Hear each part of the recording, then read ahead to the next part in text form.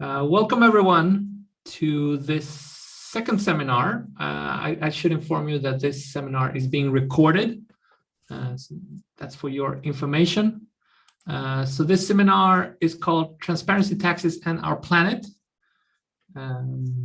You should know that this is also the second conversation that we're hosting as part of our contribution to Stockholm Plus 50 that will take place on the 2nd and 3rd of June here in Stockholm to celebrate and commemorate the 50 years after the Stockholm 1972 meeting.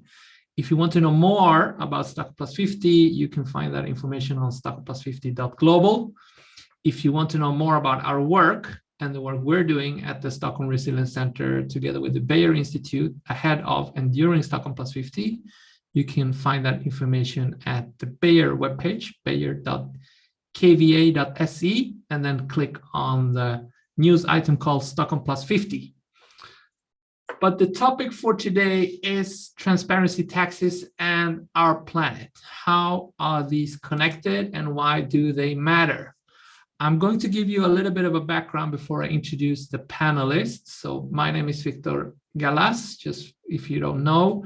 I think the work that we started here at the Resilience Center and the Bayer Institute a while ago focused on the Amazon. And that was in 2018 when we started to explore and unpack the financial flows to industries that have an impact on Amazon deforestation and that increase deforestation risks.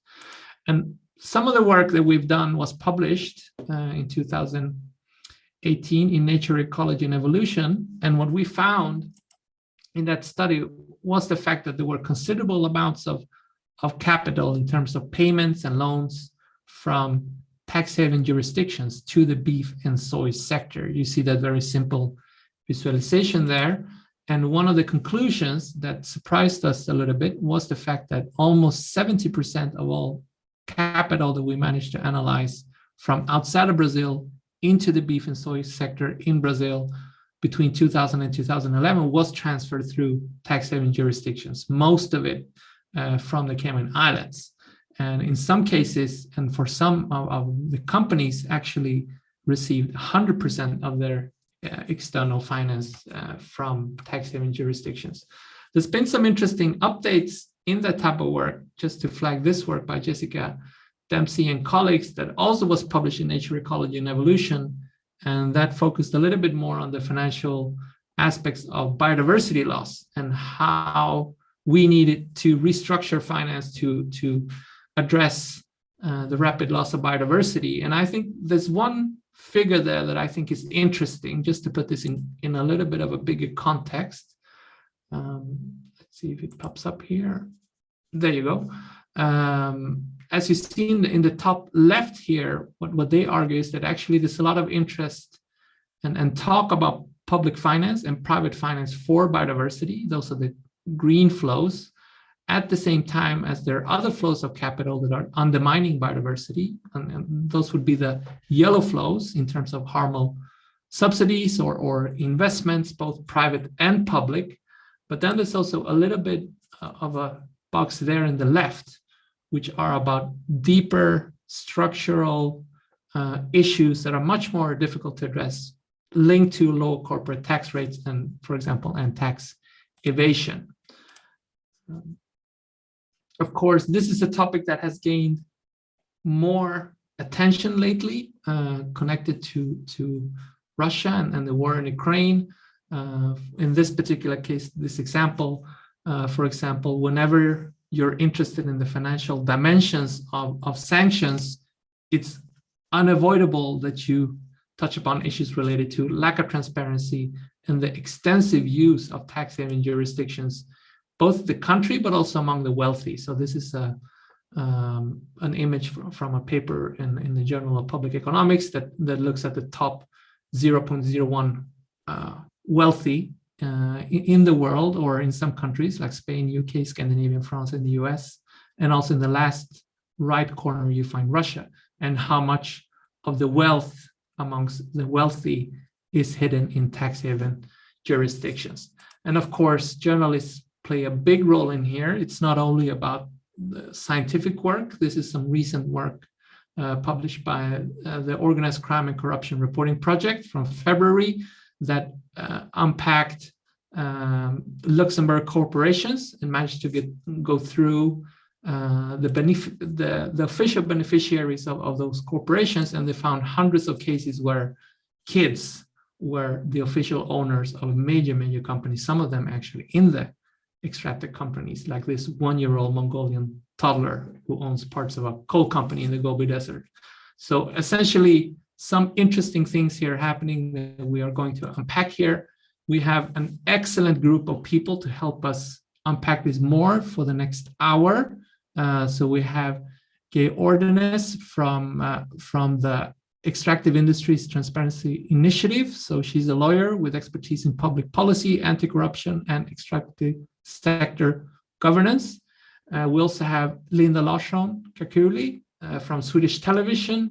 She's an investigative reporter. She's done extensive work on tax haven related work and various leaks.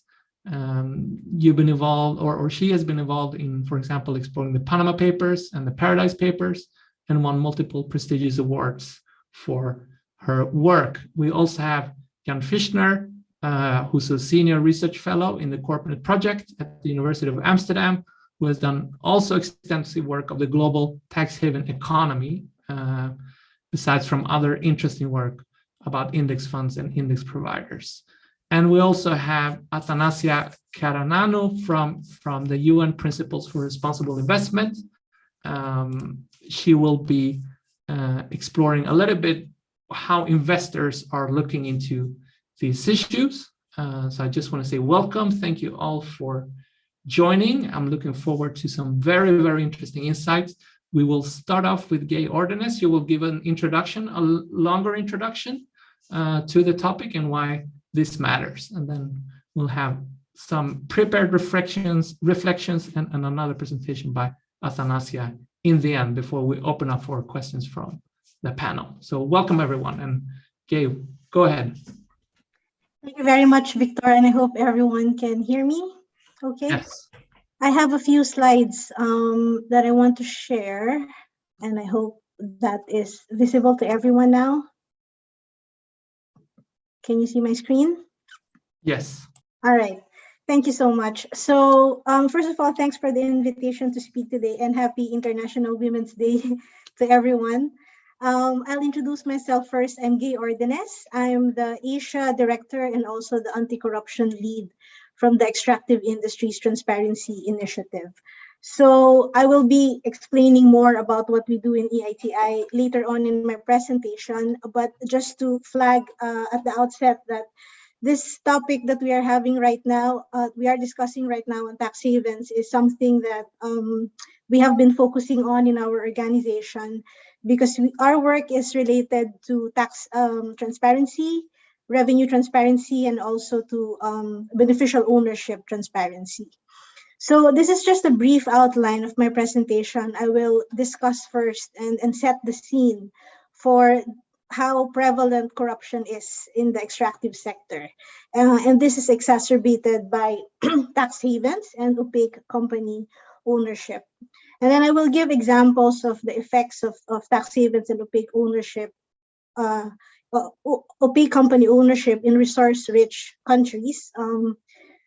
As of now, there are 56 countries that are implementing the AATI, which is a global standard for good governance of the mining, oil, and gas sectors. And we do have examples of how opaque company ownership is taken advantage of by some officials and also by some private individuals in order to evade paying their proper taxes. And then I will also discuss some of the social and economic and environmental impacts from tax havens and opaque company ownership. And then I will end by discussing some global initiatives to address these issues. So just to set the scene, some of you might probably be aware of this, that the extractive sector is particularly prone to corruption risks. And there are so many reasons behind that. One of which is the complexity of the sector, and also because it is a very lucrative sector. It attracts billions of dollars of investments in a country. So these are just some of the figures. For example, FCPA, their enforcement actions, about 20% of that is related to the extractive sector.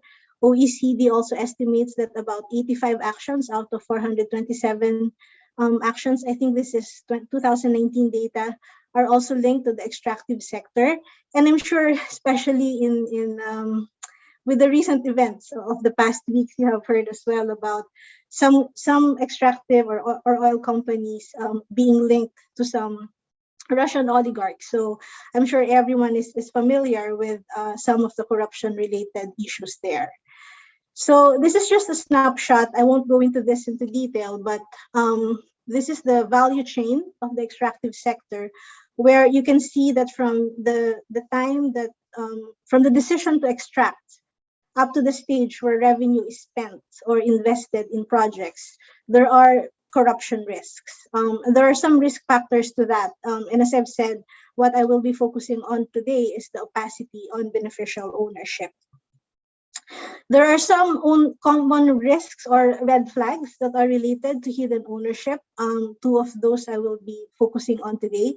One is sometimes the ownership data is not reported at all or incorrect. So what Victor mentioned earlier about a toddler in Mongolia owning a coal mine is something that is unfortunately quite common. We have seen a lot of examples where often it's not the correct person who is listed as an owner of a mining oil or gas corporation, but a relative or a wife of a politician, and all of these schemes are being used in order to hide potential conflicts of interest in the grant of mining or oil and gas licenses. So unfortunately, that's a very common scheme being used.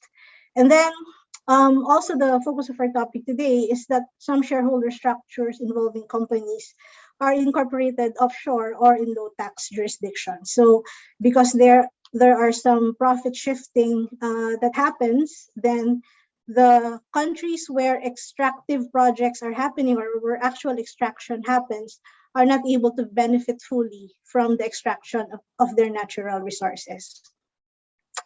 So I wanted to take a step back and set the scene for the picture 10 years ago and how it looked like with respect to tax havens and the extractive sector.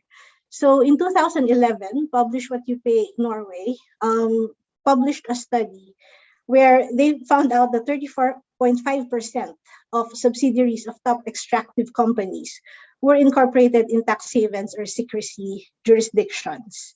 So this meant that information on tax payments of these subsidiaries were opaque.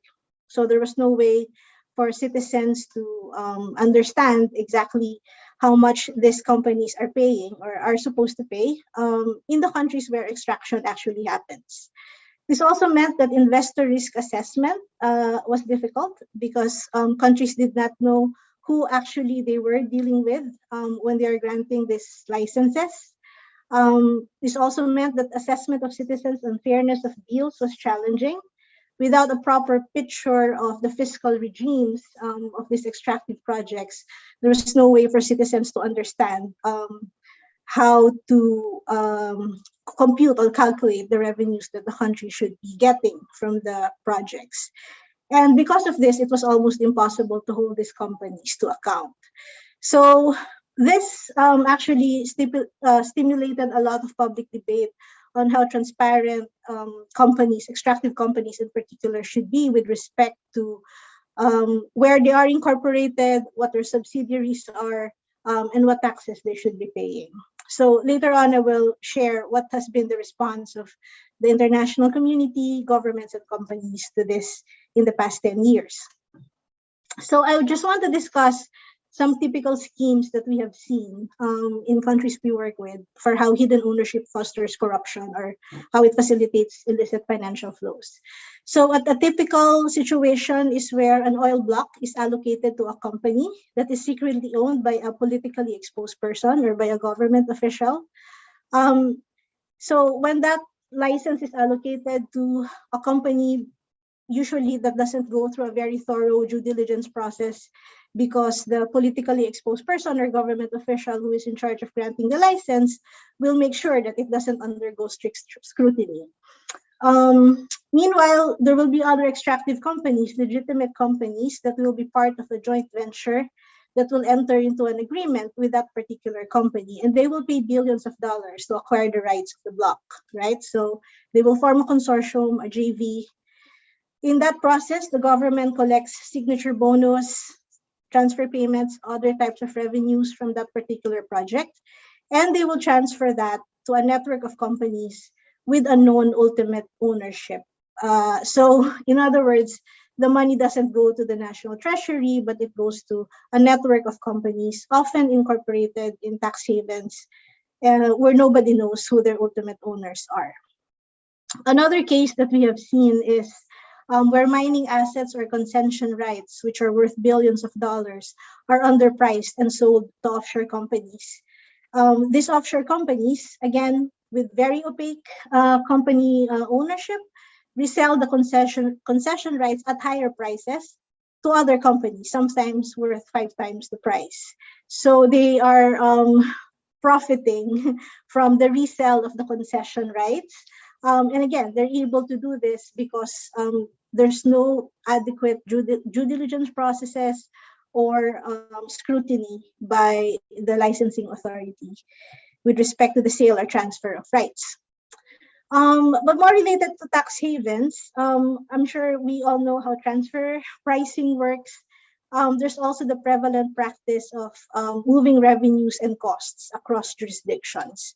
So while, as I've said earlier, while the extraction of resources happens in resource-rich countries, the revenues are paid elsewhere, oftentimes in low-tax jurisdictions, through subsidiaries that are formed by the license holders in resource-rich countries. So there was a new research into the extent of profit shifting in sub-Saharan Africa, which indicates that African countries are losing between 470 million and 730 million per year just in corporate income tax on average because of tax avoidance by multinational enterprises.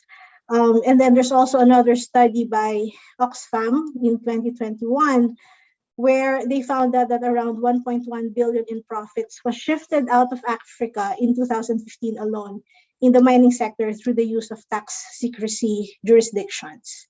So tax havens and opaque company ownership, as we know, is a recipe for disaster because it makes it difficult to follow the money and hold corrupt individuals to account.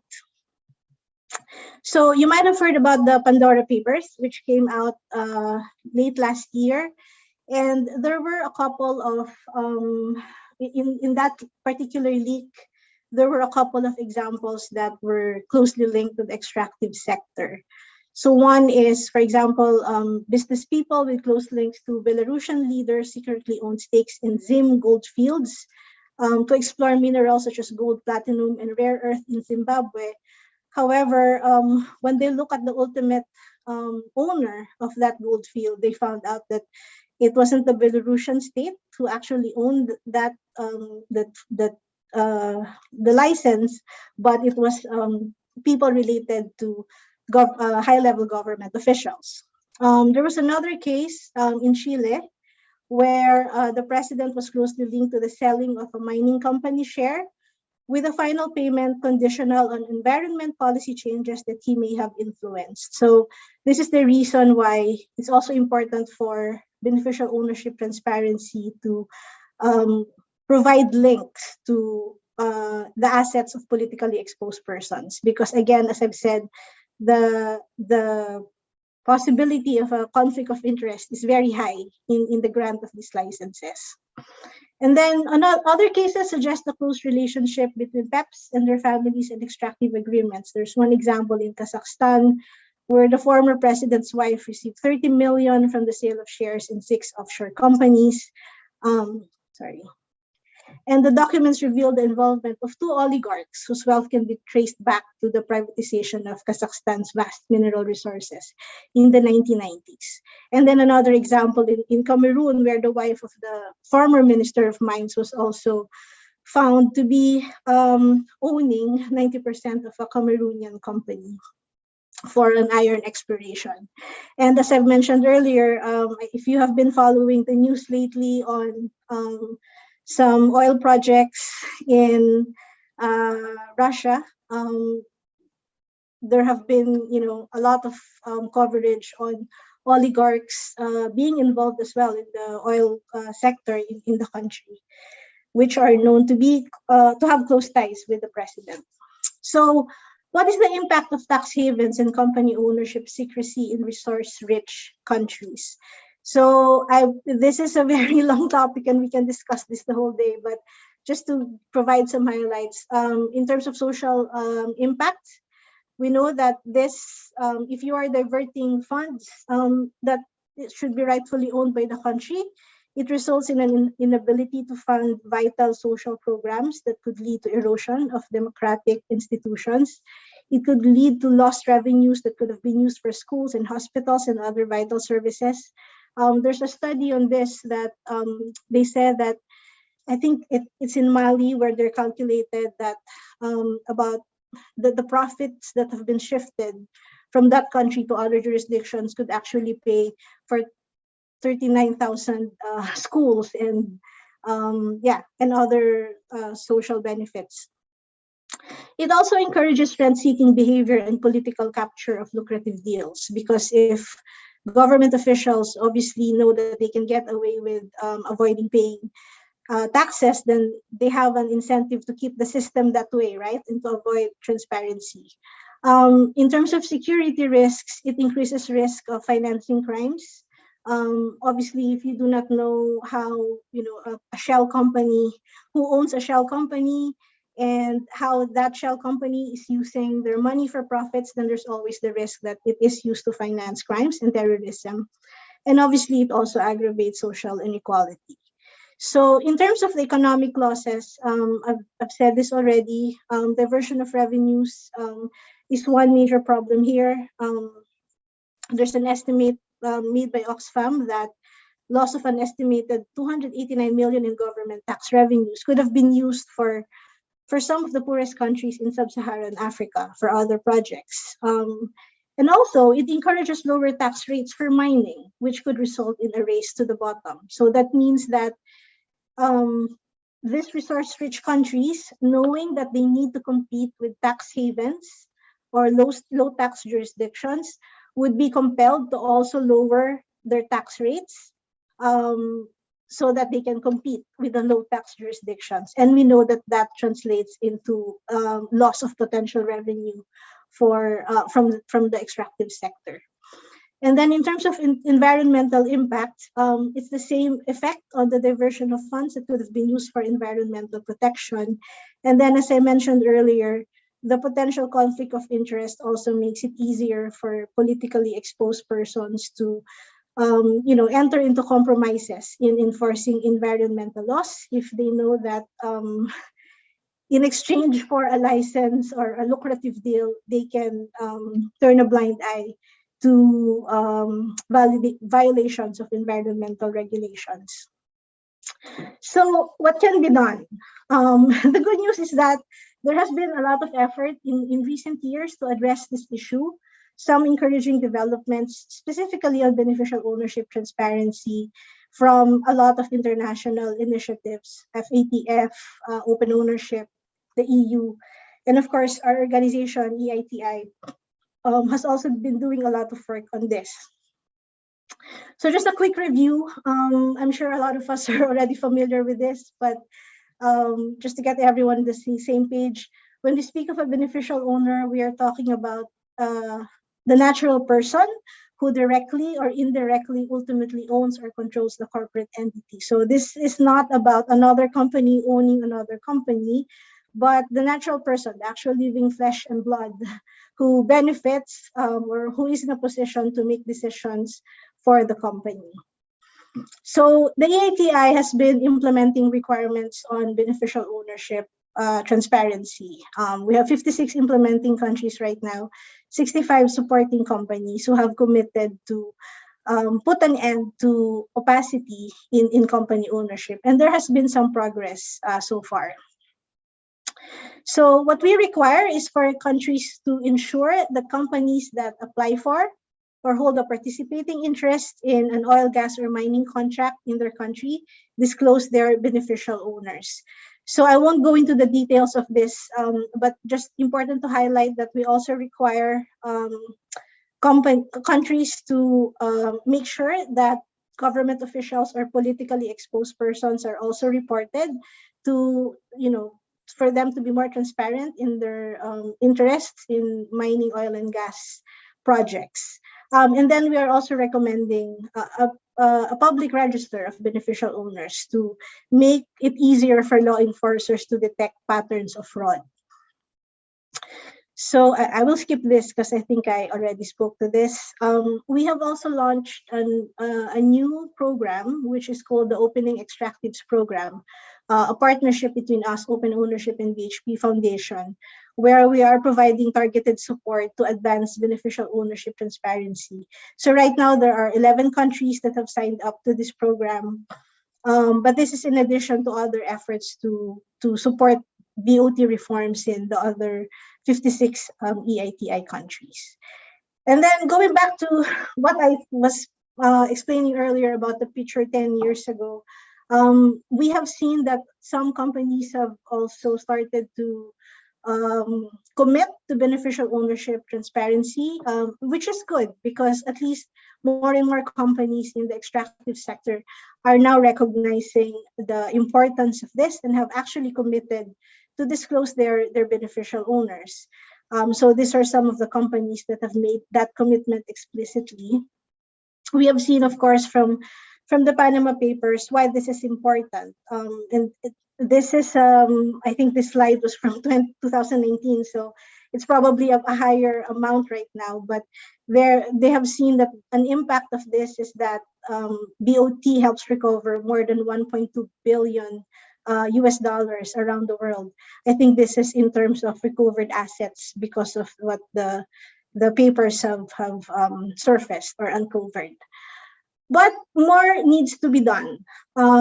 So first, all of these efforts are good and they are important, but we acknowledge that we're still a long way from really trying to get rid of tax havens or making sure that countries are really able to benefit from their own revenues from their natural resources.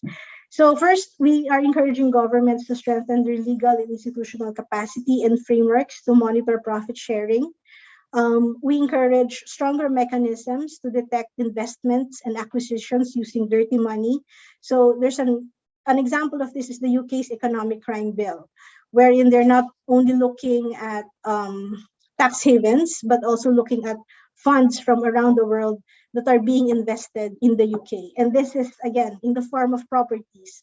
We have heard, again, a lot of coverage on this in recent news about yachts and high-rise condominiums and huge properties being linked to some Russian oligarchs. We also think that there should be stricter laws that should be implemented to prevent corporate tax dodging. We understand this is difficult given the differences in legal frameworks in each jurisdiction. But again, I think OECD has been also leading a lot of work on financial integrity, which could be helpful for that.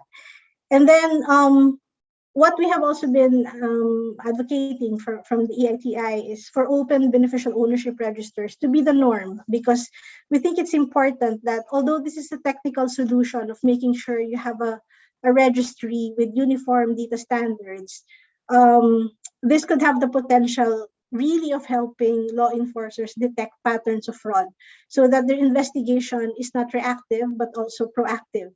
So hopefully this becomes a norm, but this is still very much, a live debate globally. So, and again, that's related to the need for interoperable data across jurisdictions. I already mentioned the need for reporting obligations for politically exposed persons. And just to note as well that subsidiaries should be more transparent. An example of this is how BHP now declares subsidiaries incorporated in tax havens and also include their activities in economic contribution reports. So that's a really positive step in the right direction. Domestic companies must adhere to global standards of due diligence. So while we see that at least the top international companies have already started to adopt due diligence policies, thousands of domestic companies, small mining companies, for example, in Asia or Latin America, still do not adhere to this due diligence processes. So there's a lot of advocacy work that needs to be done there. And lastly, because of the role of state-owned enterprises in the extractive sector, and sometimes they do have opaque owners as well, especially politically exposed persons, as we have seen from the Lava Jato scandal in Brazil. We also think that they should be subjected to stricter scrutiny and to make sure that they become more transparent. So I think that ends my presentation, and I will hand it over back to you, Victor. Thank you. Thank you so much. Okay, this was a really good overview of these very complex issues, but you really managed to communicate those. There are two questions for you in the Q&A at the moment. In the interest of time, I'm going to ask you to answer those by typing into the box, if that's possible, since we are running a little bit over time.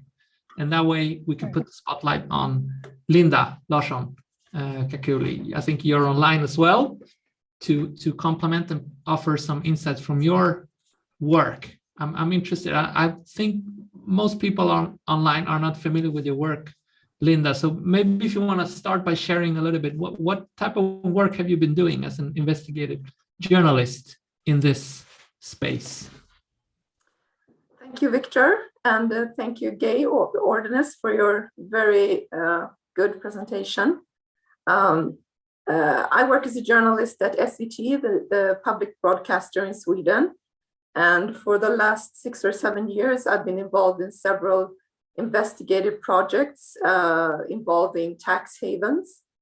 You mentioned the Panama Papers, the Paradise Papers, Pandora Papers. I've worked with all those investigations.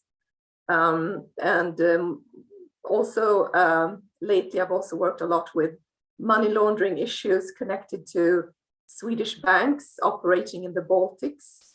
You might have heard of money laundering issues connected to Swedbank and SEB, and they were fined for billions of kronor for problems with their anti-money laundering work in the Baltics. And the most recent project we have done was actually published Sunday, so just a few days ago. And it was the first project we had that was more focused into the extractive industries. It was a collaboration with an organization called Forbidden Stories. They get involved into projects where journalists have been threatened or killed or somehow stopped in their reporting. And to send a clear message to any enemy of the free press, they should know that when one journalist is stopped, there will be several others. And this investigation was into a nickel mine in Guatemala, where we, for the first time, actually could follow the raw material to the end producers in Europe and the sellers of these products. And I think that was a very important part of the investigation, that we could actually go to those companies and ask them, how can you say in your sustainability reports that you're doing everything fine and communicating this to the consumers when we find these kinds of problems, corruption, environmental issues, harmful substances to people and to animals, and so forth. So that's a little bit about my background and what I've been doing the last 6 or 7 years. Yeah, that's fascinating work. I think to follow up also and link it to what Gay talked about, a lot of this is about transparency, right? And providing transparency. Based on your experience, looking into the Panama Papers and other papers, did it have an impact? Can you say that actually this type of investigative journalism and offering transparency is having an impact? You can see policy initiatives or something else. Can you elaborate that a little bit? Yes, absolutely. I definitely think that this work has an impact, and I feel very strongly that we journalists have an important role to play in this matter, because as Gay said, and as you all know, it's very difficult to access information. That's one of the main problems when you're investigating these kind of issues. Mm-hmm. And luckily, we have been provided with some enormous leaks that has given us a unique insight into these worlds. And for me, Panama Papers, and I think for many other journalists, was an eye-opener. For the first time, we could see actually what is going on behind these opaque structures. Beneficial ownership, transactions, all those kinds of financial data that can shed light on this on this industry. So and the things that have happened is that I think that both the public, journalists, NGOs, lawmakers have understood that this is very important, and it's an issue that can affect us in so many ways, politically, security-wise, and also the environment. And I'm really happy that that issue has been brought up on the table now. So I think it's a very important development. Yeah. So what would you say? I mean, and this is, I guess, where our interest as scientists and journalists connect, right? Is what would be the biggest challenges for you? I believe you're a data journalist, right? In investigating this, like where do you get stuck? What are the biggest obstacles in exploring this? I think that initially it was the complexity of the material, just trying to sort out what is what. When you get so much data, you have to understand the data and make sense of it.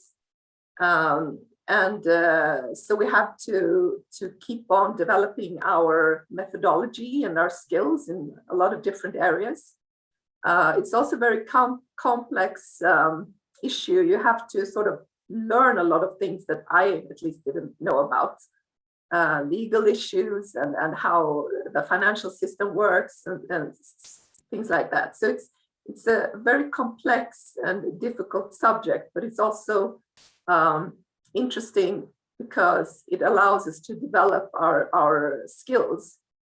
But there are also other issues that are problematic. Of course, the security issues.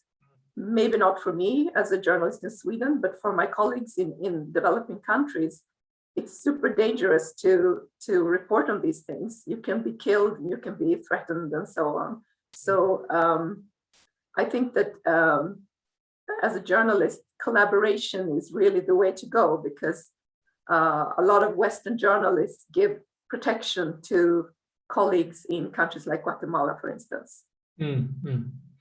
Thank you, Linda. That's extremely insightful. If you have any questions for Linda, please put them in the Q&A box, and hopefully we have some time to return as well to you again, Linda. But at this point, I want to invite Jan, also bring you forward here to the spotlight. I mean, you've been investigating these issues using other methods as well. What can you tell us in terms of what do we know about the connection between the global tax haven industry and climate and environmental issues from your perspective? I think we know very, very little, unfortunately. There have been only very, very few studies, and one you have been mentioning at the beginning, where the Stockholm Resilience Center, and I was also a little bit involved in that, looked at the Amazon, but also in fishing. Global fisheries is an important issue. And in that particular study, for instance, only 4% of all the registered fishing vessels in the world have been flagged in a tax haven jurisdiction. But 70% of those vessels have been found to be involved in some kind of illegal fisheries. So this is really a good spotlight of that there's really so much more work to be done by researchers, by NGOs, by journalists, etc. It's just the tip of the iceberg, I think. But if we consider, I mean, the wider implications of tax havens, they have been known for quite a while. I mean, it's not totally new, of course. We know more than we did a couple of years ago. So why are we seeing so little political movement on those topics? Like what's stopping the world from just closing down tax havens? A very naive question, but can you elaborate? Yeah. Precisely as Linda just said, it is a very complex and difficult topic. And I think for most people, I mean, by now everybody has heard of it and has a certain feeling that there's a lot of money, but it is very opaque. You've heard certain names, but it's very complicated and complex. And so the general public has a certain interest to do something, but it's kind of very, fragmented and dispersed. And on the other hand, the tax haven industry, the jurisdictions, but also the specialized lawyers, small law firms, big law firms mostly from the US and the UK, also the big four accounting firms to a certain extent, they have a very concrete interest in that. And they have a lot of resources as well. So it's one of those classical examples where one party has a lot of resources and can mobilize and lobby, and the general public is kind of dispersed and fragmented. And that is why it's so important that organizations such as the Tax Justice Network, for instance, Oxfam and many others are doing this really great work they've been doing in the last years. That's really crucial, I think, to get forward. So it sounds to me from what you're saying that it's transparency is needed, but it's not going to be enough to see changes in this. There's something more needed. Yeah, I think what we're seeing now also with the issue of Russia, the crucial issue here, I think, is political will. Because as you said, we've known for quite a long time that it is an important issue, but the political will was simply not there to come up with really effective and far-reaching measures. We've seen kind of an incremental improvement during the last decades, improvements here and there. That's good, but not really a significant move forward. And but now with Russia and the war in Ukraine, immediately you see this political will to do significant improvements. Interestingly, I mean, I think there's also an important issue. Tax haven sounds like a very a large group of countries. But really, it's like 10 or 20 jurisdictions are really at the core. And many of those are actually under British sovereignty, for instance. And so the kind of, from legal perspective, but also from sovereignty perspective, if just very few countries would get their act together, we could do a lot. And in the UK, even now with the Russia crisis, there is some kind of hesitancy to really come up with far-reaching measures. Interesting. Thanks, Jan. I want to invite Athanasia now because I think investors play an important role here, or could play an important role, right? Because all these companies we're talking about, not all, but many of them have investors. So there might be an angle here and responsibility for investors. So Athanasia, please welcome and give us a little bit of insight into the work you've been doing. Thank you, Victor. It's really a pleasure to join this panel today. Thank you for the presentations and reflections. I have also put together a few slides just to help me take you through our own journey at the PRI, what we have been doing in the last few years, and what we think the role is for investors. So I think we can start sharing the small presentation I've put together. And in the interest of time, I will try to go through it fairly quickly so we can have some time for Q&A. Appreciate it. Thank you. Perfect. So if we can just move to the next slide. I actually wanted to start by briefly introducing the PRI. I'm not sure how much of the audience is familiar with who we are. So back in 2005, the then UN Secretary General Kofi Annan invited a group of the world's largest institutional investors to join the process to develop the PRI, the Principles for Responsible Investment. Now, from this beginning, we launched the principles in 2006. The PRI is independent, but it is also a unique organization in the sense that it is investor-led. It is an investor-led initiative, but it also benefits from the ongoing support of the UN.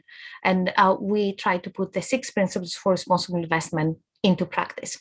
And I think it's a sign of how much this movement has grown, that we started with a handful of signatories, and now we have over 4,600 members. I think it's more than that now, representing assets under management over 120 trillion US dollars. And a very significant portion of that is in global long-term savings. Now, our mission as the PRI is to help create a sustainable financial system. And we do that by helping investors incorporate ESG factors into the environmental, social, and governance factors or issues into their portfolios and decision making. So I think a question that we've been asked quite a lot in the last few years is, why does the PRI work on tax? And why does this remain as a focus area? So if we move to my next slide, I wanted to start by highlighting briefly why this really matters to investors, including from an ESG perspective.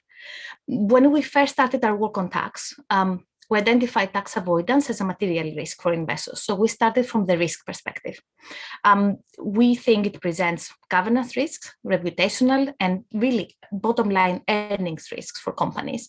It can also result in social and macroeconomic distortions, market distortions, which affect competition, the reduced capital available for infrastructure and development. And I think the pandemic has also highlighted this quite a bit. Given that the majority of value for our long-term diversified investors, and I'm talking here about big asset owners, pension funds, insurance companies, it's actually linked to market performance versus individual performance of companies. There's a very strong case, in our view, to prioritize a robust tax system globally. It should fuel economic growth and stability over short-term financial results and profitability. But my slide doesn't mention risks, because we are trying to change the narrative from only a risk perspective to actually show how investors can benefit from a robust tax system that is efficient and fair, both at the macro and micro level. So we're trying to move the discussion from just a risk perspective to a tax fairness perspective. And that's a very important step change. 7 years ago, when we started working on tax, we would not have used the words tax fairness, but it's a sign of how quickly things have moved that now we do comfortably so. Now, the fact is that while norms in the international tax system have started shifting, they're not ideal, but they have started shifting, progress from corporates and investors has not kept pace.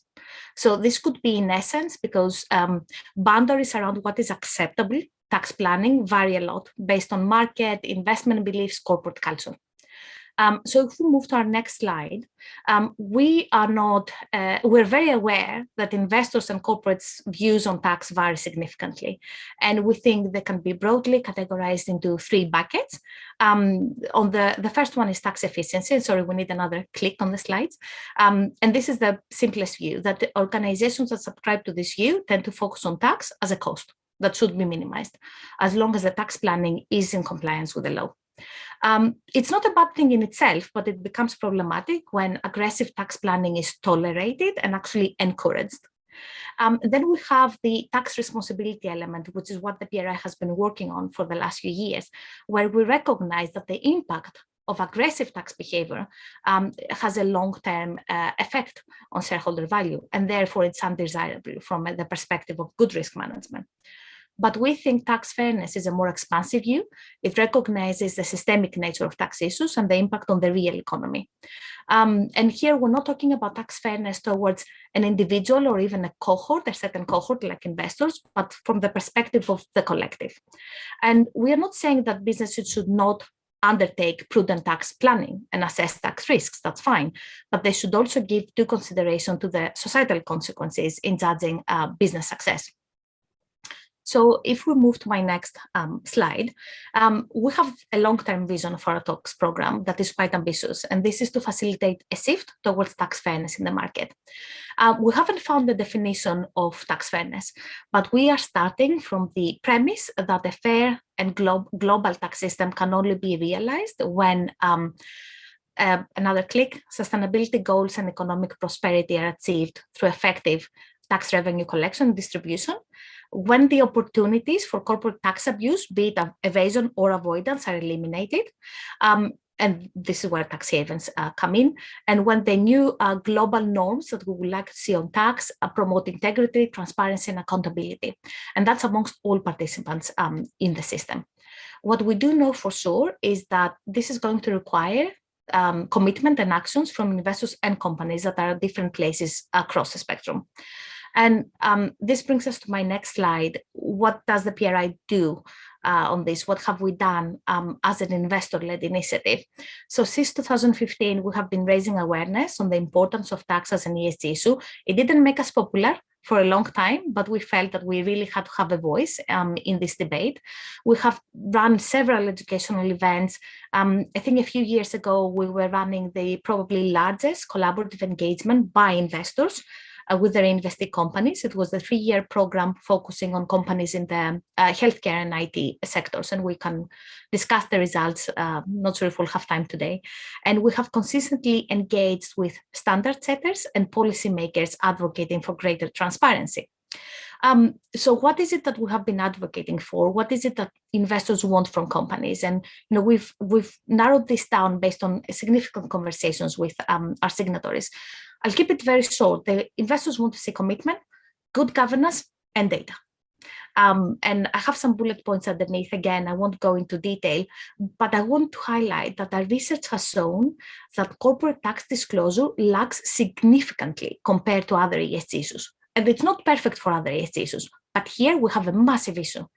There is very weak evidence that companies are actively addressing risks emerging from tax issues, and that tax policies are linked to wider strategic objectives, including sustainability, which is very important for investors.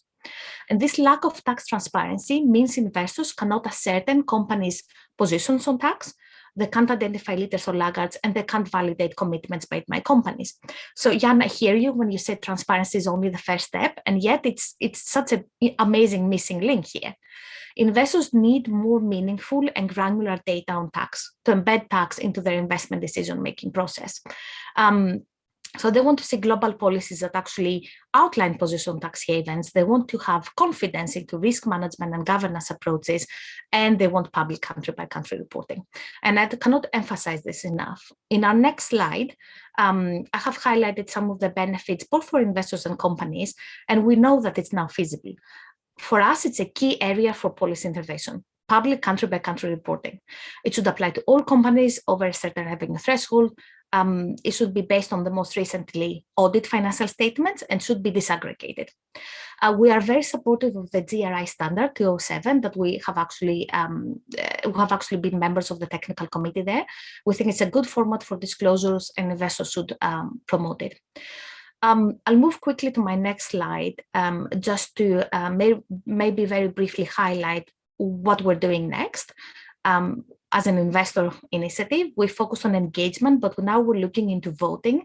So actually making sure that investors' own tax beliefs are translated into voting decisions when they are the company's annual meeting. We want to reinforce the link with environmental and social issues.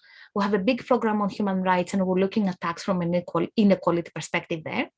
We will continue to help investors contribute to the policy debate, and priorities include CBCR, but that's not the only one. Tax havens is a big question mark as well. And walking the talk, we're looking at at our investors' own tax affairs.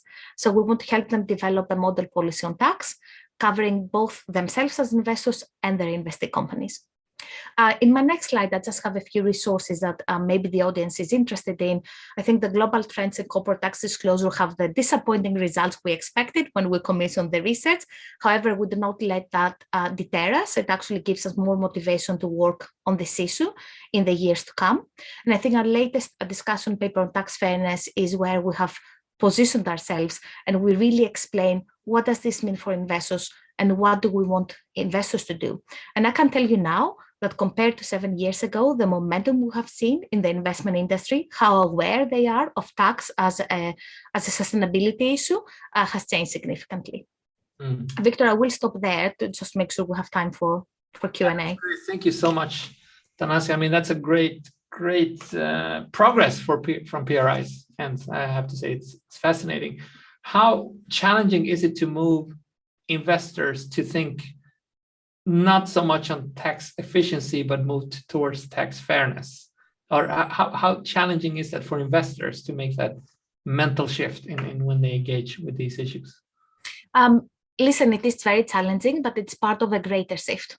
As we're thinking about the SDGs, about real world outcomes, about how fast the world is changing and what kind of emergencies we're facing. So it's not an impossible one. I started working on tax in 2015, and the progress has been significant. Now, we have almost 5,000 signatories, so we don't expect them all to think about tax fairness. What we need is a significant portion of them that have impact on the market to be thinking about this. So we will be working, and that's our commitment, we'll be working across all our signatories, understanding where people are and how to move them. I think it's going to take time. It's not easy.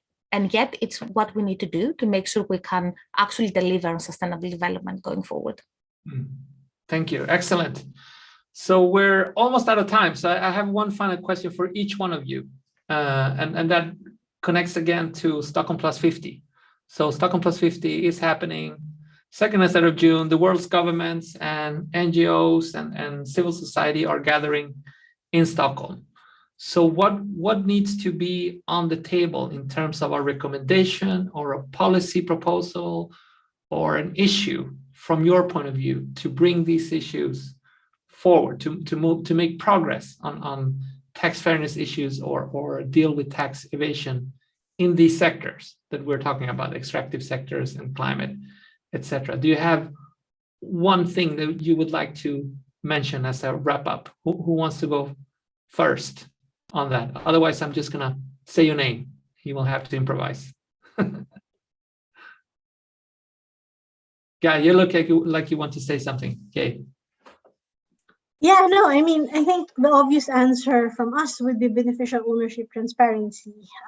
We really think that, I mean, in the past, I don't know, maybe 5 years, there's been a lot of progress on that globally, but there are quite a few countries that are still laggards when it comes to this discussion.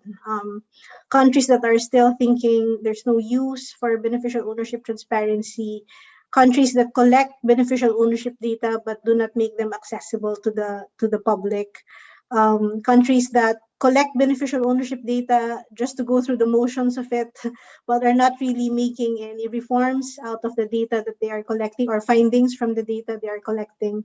So political will and commitment is really key here, because of course there could be technical solutions, right? Create a BO register or collect data from companies, but if there's no real political will on using this reform as a way of identifying fraud and corruption risks, then I don't think we will see a lot of progress in terms of detecting fraud and corruption in tax or secrecy jurisdictions.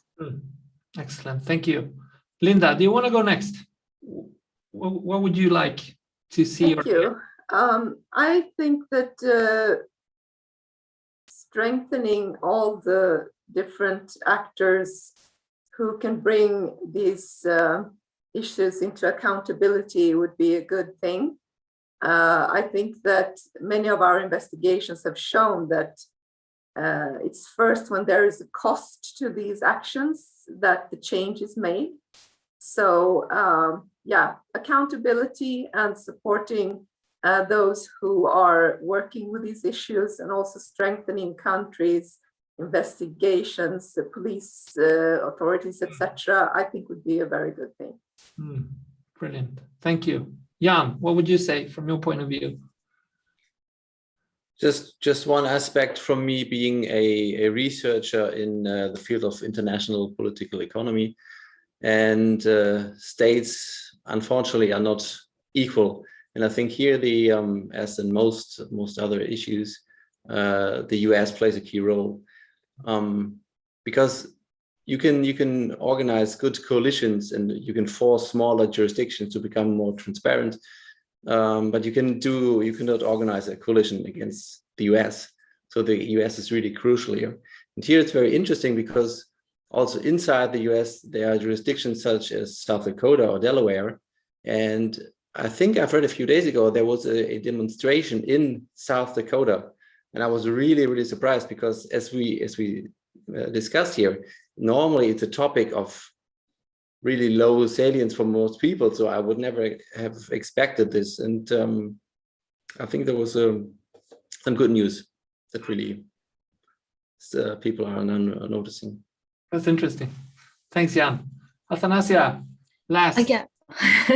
I would just echo what my fellow panelists have said, and I would go further and say that governments need to look at this from a holistic perspective, from the sustainability perspective, wider anti-corruption perspective, and look at the links between ESG and sustainable development. And maybe one last point, I think we need to also look at responsible political engagement and lobbying on this. Unless we can deal with the opaque forces into play here, we won't get actual progress. We hope that lobbying can be transformed into a lever for positive change, but we all know this is not the case at the moment. So I think you might try, but unless you address some of this opaqueness, then you won't get much traction. Excellent. Thank you all. I think we're a few minutes over time, but I think you managed to bring a little bit of light into this very opaque world of tax havens and lack of tax fairness in the world. Thank you so much for joining. Thanks to the audience. I'm looking forward to staying in touch, and please keep up the good work that you're all doing. I know you're doing excellent work in your individual roles. So thank you all for participating, and take care. Bye-bye. Thanks, everyone.